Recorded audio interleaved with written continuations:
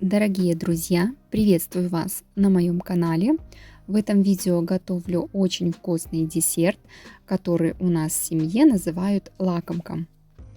По своему приготовлению он похож на чизкейк без выпечки, а для его приготовления мне понадобится желатин, он у меня уже замоченный, в описании к видео оставлю все граммовки, сгущенное молоко, песочное печенье, творог, сметана, сливочное масло, какао и ванилин. Первым делом мне нужно измельчить печенье в крошку.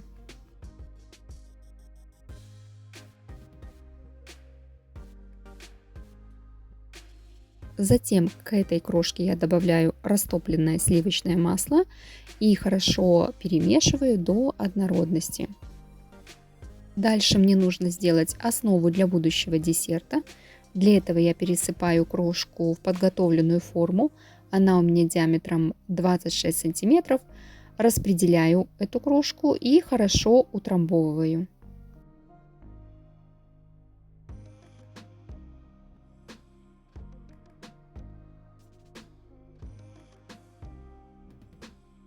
Теперь отправляю основу в холодильник для того, чтобы масло застыло. Пока основа в холодильнике, я готовлю творожно-сметанное желе. Для этого творог, сметану, сгущенку и ванилин я буду пробивать блендером до однородности и отсутствия комочков от творога.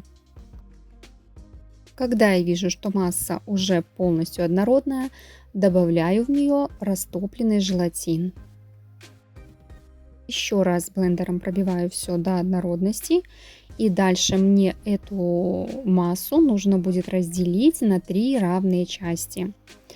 Больше всего мне нравится разделять по вот таким вот ведеркам. Это ведерки от творожного сыра. Можете, конечно, в удобную для вас посуду, тарелки, возможно, даже стеклянные банки, кому как удобно. Далее одну часть желе я оставляю белой, во вторую добавляю немножко оранжевого красителя и в третью часть добавляю какао. Можете добавлять любой краситель, который вам нравится, но пробовав с другими оттенками, больше всего мне нравится именно оранжевый. Теперь, когда желе у меня подготовлено, я достаю песочную основу и буду вливать строго в центр по 4 столовые ложки желе. Конечно, я буду чередовать желе. Сначала белое, затем шоколадное и потом оранжевое.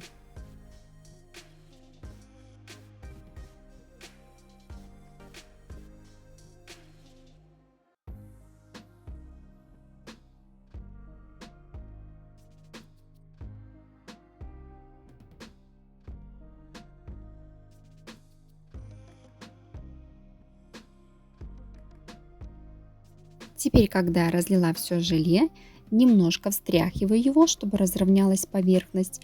И деревянной шпажкой наношу вот такие узоры. Сначала от центра к краю, а затем от края к центру. И получается такой красивый узор в виде паутинки. Затем убираю желе в холод. Оно должно хорошо застыть. Сейчас на видео у меня прошло совсем немного времени, где-то около часа или полтора. Очень осторожно убираю пленку, чтобы не подтянуть за собой желе и не оторвать кусочки. В кадре видно, что желе еще очень такое мягкое, тянется за ножом, но если дать постоять ему около 5 часов, то желе будет более плотное, будет хорошо резаться и прямо будут такие красивые ровные края. Десерт в разрезе выглядит очень красиво и прямо так завораживающе. На вкус само желе не приторное, поэтому если вы любите более сладкие десерты, добавьте еще сгущенки, либо можете добавить пару ложек сахара. На этом кадре кусочек десерта, который я отрезала позже, когда желе отстоялось в холодильнике больше 5 часов. И вот видно с одной стороны, где первый разрез, что там и печенье не так хорошо держит форму, а со второй стороны виден хороший разрез, и печенье держит свою форму, красивая песочная основа. Поэтому обязательно выдержите желе в холодильнике не менее 5 часов. На этом все. Всем пока. До новых видео.